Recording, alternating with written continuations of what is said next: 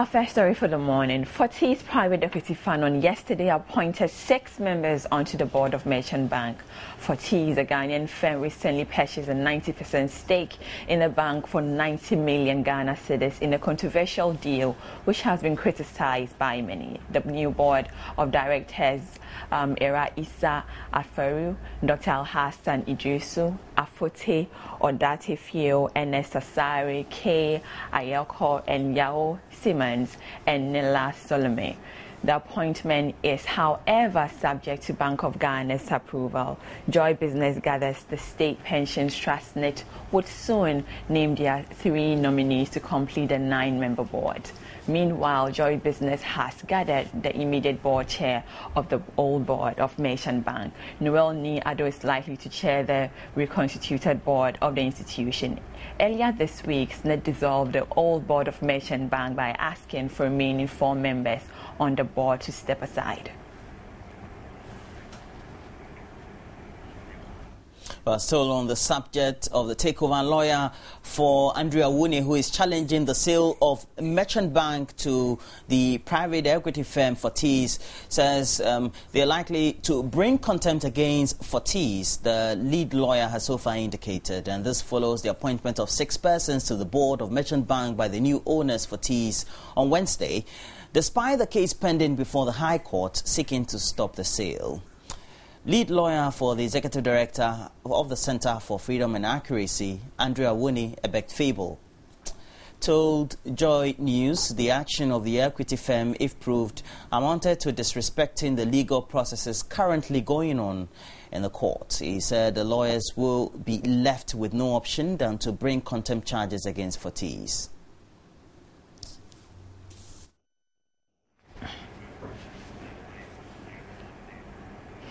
Pressure Group Alliance for Accountable Governance is threatening mass action to stop the sale of Merchant Bank to Fortis.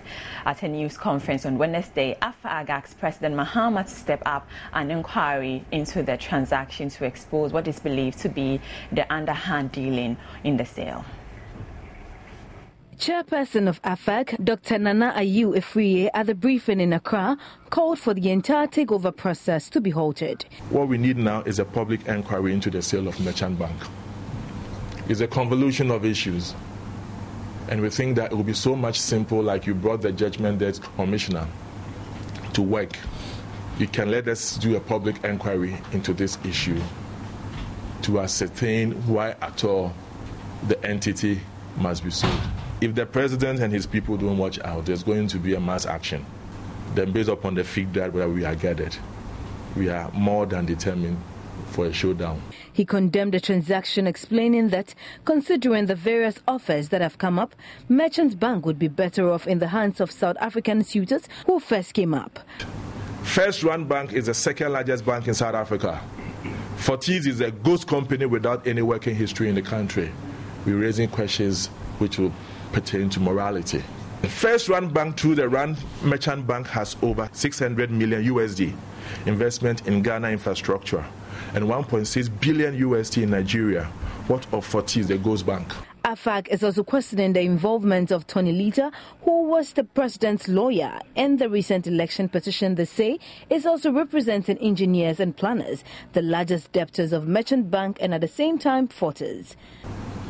One should not be a lawyer to see to the open conflict of interest surrounding this much compromised lawyer. How on earth can you be the lawyer to the president, his brother Ibrahim Mahama, the ghost company Fortis, and at the same time not seeing anything wrong with submitting a petition to the president asking him to waive Ibrahim Mahama's death to Merchant Bank? This wicked act against the people of Ghana by Tony Lita will never escape the vengeance by the people at the right time. AFAG is also demanding the removal of the Director General of the Social Security and National Insurance Trust, who holds majority shares in the bank on behalf of the state and the governor of the Bank of Ghana. They also called for the questioning of the former MD of the Merchant Bank, whom they allege granted Ibrahim Mahama the loan without approval from its board. We turn our attention to education, and the Minister for the sector, Professor Nana Jane Opoku-Agyeman, has entreated the new board of the Ghana National Service Scheme to ensure postings are consistent with needs of various organizations. Inaugurating the board on Wednesday, the sector minister cautioned the new board is expected to work in collaboration with the management of the scheme to create opportunities for service personnel and also grow the scheme. The sector minister reminded the board it is to control and manage the scheme on matters of policy, negotiate with an employer for the continued employment of citizens in the field in which they have completed their national service. The inauguration of the new National Service Secretariat or Board is in accordance with Sections 10 and 11 of the Service Scheme Act. The Judgment Debt Commission appears to have hit a snag in its attempt to unravel yet another judgment debt mystery, this time relating to the payment of claims to owners of farmlands flooding during the construction of Volta Lake. This was after the Registrar General's Department said it had no records on the firm of charge. Surveyors Kojo Aban and Co., which was involved in processing the facilitating the payments of compensation to the affected persons. A state attorney at the department, William Halm, explained the record. It has no far-sighted lists the firm as a private equity. My Lord, I did not get all the documents. I got documents for the second business entity, which is Kojo Aban Enterprise. However, Kojo Aban and Company, Chartered Surveyors, a thorough search in the department did not result in the files being made available for submission to this commission. So I tried to get a printout from the registration of business software which captures data on companies that are registered. Unfortunately, almost all the data pertaining to that company has been deleted. The sole commissioner, Justice Yao Apewu, indicated he was unhappy about the department's inability to trace the company's records. So who supervises? How can the Registrar General check all these things? Because I've realized that some of the companies don't comply with what they are supposed even to submit some returns to your office annually, and these things are not done. You are aware of that? Yes, I'm aware of some of the challenges at the department. Yes, my Lord. Yes, serious, very serious challenges. So it is very difficult to track all the companies that we have in the system who are supposed to even pay taxes to the state. But the Registrar General's Department representative explained a re-registration process had already started to correct some of the deficiencies in the system. We are working in conjunction with GRA and the banking environment. So in that regard, there has been an interest and an increase in companies complying with such directive, and through that we are now in a position to track them, because now not only do the companies but the shareholders and directors also have to come up with what they call a TIN number, a tax identification number issued by GRA. So this current relationship between the Registrar General and GRA is ensuring that we can track business transactions and the attendant compliance with the company's code. Seth Mensah Dumega and Emmanuel Ofori also appeared before the commission to answer questions on a judgment debt which had accrued from a 32-acre land that was specifically acquired by government for the construction of bungalows for the Jazikan District Assembly. The suit, which originally ended up as a judgment debt of 42,000 Ghana cedis in July 2008, has now accumulated interest and now stands at 946,000 Ghana cedis yet to be paid. Inflation for the month of November shot up marginally from 13.1% in October to 13.2%. The marginal increment is contrary to seasonal trends and is the highest since March 2010. The new rate indicates that interest rates will not come down anytime soon. Deputy Government Statistician in charge of support services, Ban Wadie, said food inflation went up from 6.9% in October to 7.3% in November, while non-food inflation declined by some 0.1% to 17.7%. Meanwhile, the Greater Accra region recorded the highest inflation rate of 14.9%, while the Upper East region maintained the lead as a region with the least inflation of some 6%.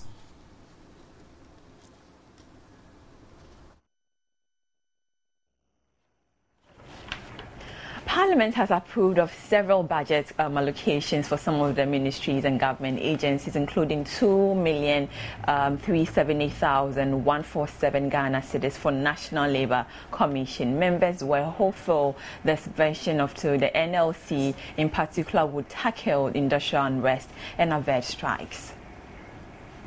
MP for KEEA, Dr. Stephen Nanatu Arthur, was of the opinion the non-availability of funds for the Commission contributed to the numerous strikes, a stance supported by Kweku Agyeman-Manu, MP for Doma Central. As a nation, Mr. Speaker, it is important to begin to quantify total loss of productivity hours due to industrial strikes. This one realized we will all recognize the strategic role of the National Labour Commission. I think this year marks one of the years we may have recorded the largest number of sit-downs and strikes, and I'm beginning to believe that since their work was sort of incapacitated by the non-release of the amounts allocated, it will have had some input into the number of strikes that we had.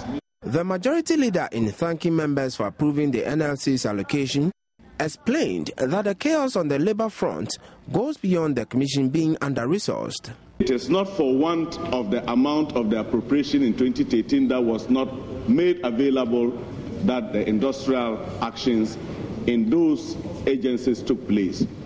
I am saying this because the demands of the labour front are very serious and very varied. And if we were to limit it to what doesn't exist, that any industrial action has taken place because the Labour Commission did not get its releases, I guess it will be very far from the truth. So I just wanted to correct that impression. Other budgetary allocations, such as the 10 million Ghana cedis to the Ministry of Information and Media Relations, were also approved by the House. We now go to the Western region, where Minister of Energy Emmanuel has assured the chiefs of Abuate that the necessary compensation will be paid for lands used for the T3 project. The minister also promised that all traditional rites and rituals will be performed as engineers work hard to fix challenges facing the 132 megawatt plant at Abuate. The chiefs were reported to have cast a spell on the project site in protest over the non-performance of rituals and non-payment of compensation for the use of the land for the project. They threatened that until their compensation was paid and their river got pacified, the plant would never work. Interestingly, the 132 megawatt plant has been facing some challenges, and engineers are working to resolve the difficulties. The minister told the news team they are also sorting out the traditional aspects of the project.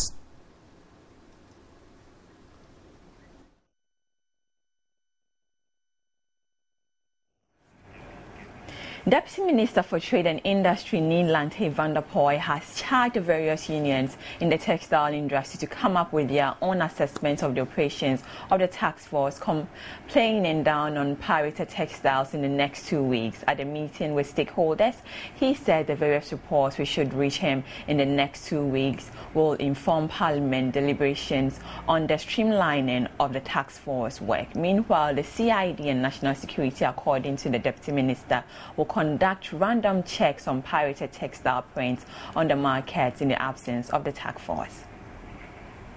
Between the Deputy Trade Minister, the Anti-Pirated Textiles Task Force and stakeholders in the textile industry forms part of processes to review the operations of the task force after government announced the suspension of the activities following complaints of abuse against traders. The task force, however, denies the allegations against them. If there's a way out, what I would suggest we do is that anytime the task force is going to the market, we should have a video coverage. So that nobody will say he has been beaten or somebody has taken forcefully from them, if eventually we have to go. At times you go and the traders will physically fight, especially those who have the pirated textiles.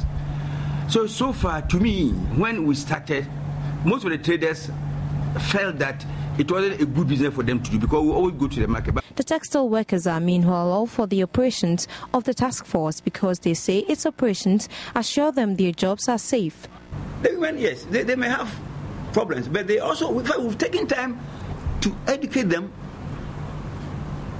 to the extent that even nationwide outreach program to even educate the customs officers to know how to, to identify the fake ones and all that.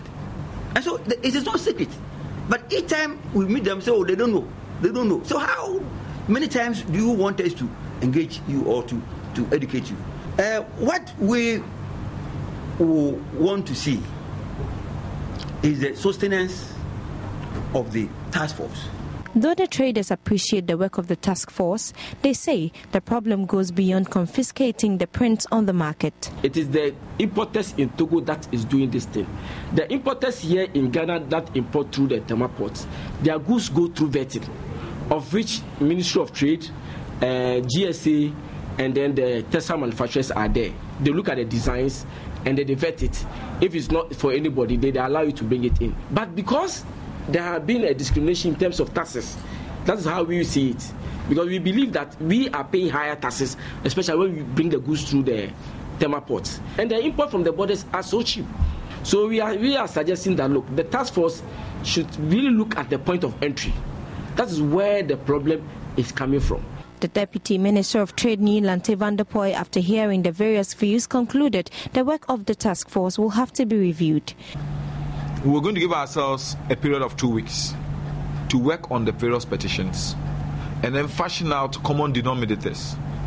And then we'll call the general body again to look at the issues. Within a month, we are supposed to give our decision, final decision on this issue to the minister for him to forward it to cabinet. We've informed the police, especially the CID, and they'll be doing what we call random moves into the markets. We also have national security cooperating with us. So in the interim, we are not going to sleep. He, however, called on the textile manufacturing firms to go ahead and prosecute importers of pirated textiles as it is against the law. We turn our attention to some internal party politicking, and former National Vice Chairman of the New Patriotic Party, Stephen Ntim, has pledged to lead the party to win the 2016 general election if elected as chairman. He made the pledge at a news conference to officially launch his campaign and strategies to win the national chairmanship position of the New Patriotic Party. The former vice chairman for the MPP says he believes with his experience he would bring the party to power in the next general elections, stressing on his track records of leading the party to win elections. I have the requisite experience to steer the affairs of the party to win power in 2016. It is on record, and it is known to all party faithful that I, Stephen Ntim, crisscrossed the length and breadth of this country between 2001 and 2005 to win power for the NPP. The New Patriotic Party must not disappoint the good people of Ghana again by losing the 2016 general elections. For this reason, it is imperative that we elect party leaders who have what it takes to win elections. He added he has rebranded himself as a unifier and will not use his position to push the agenda of anybody in the party, but will rather work closely with party members. At a time when factionalism poses such a serious threat to party unity, I am going to dedicate myself to the effort at unifying the party. After all is said and done, ladies and gentlemen, the MPP, we are still one big political family. And this being an intra-party contest, we will have to come together again and work in tandem to ensure victory in the 2016 elections. Stephen Ntim added that as a system engineer, he will pursue an increasing usage of technology in running the affairs of the party in areas such as database management, gradual dissemination of internet usage, and election monitoring. Stephen Ntim promised the party his campaign will be devoid of insults. This will be his third attempt and will be challenging lawyer Ayikwe Otu and Paul Afuko. Incumbent chairman Jake Obechebi Lamte is yet to declare his intentions to run again. Matilda Wemege's report for Joy News. Well, so that'll be it for the morning. Before we go, though, and bring you sports next, a recap of our top stories. Energy Minister assured chiefs of Abuas the necessary compensation we paid for the land use for the T3 project. Fortis appoints new board members for Merchant Bank. Meanwhile, Fable says they are in contempt. And Ghana's inflation shot up marginally from 13.1% in October to some 13.2% in November. So do stay on for sports is next.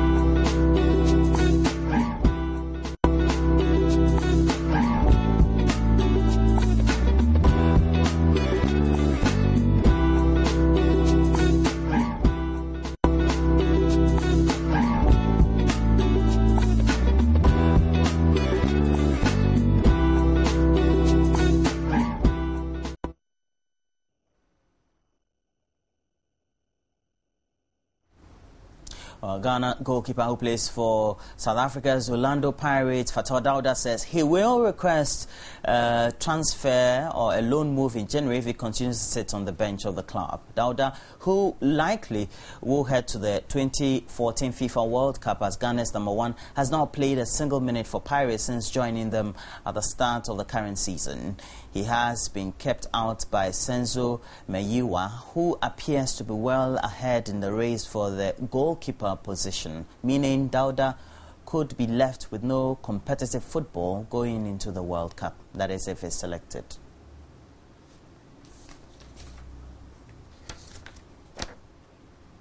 Well, that'll be it for sports. 13th.